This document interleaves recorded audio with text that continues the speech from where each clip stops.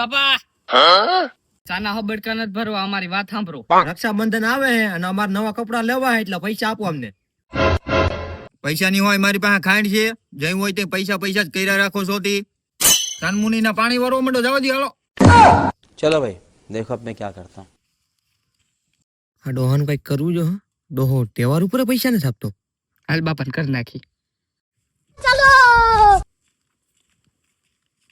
બાપા તમારો બાપા નાકું ભરાઈ જાય, હું તમે પાછા આવ્યા?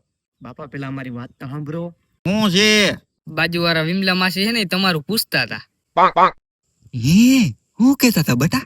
પેલા 1000 રૂપિયા આપો તો કહીએ. 1000 ની બટા હાલ્યો 1500 રાખો. પણ હું પૂછતા હતા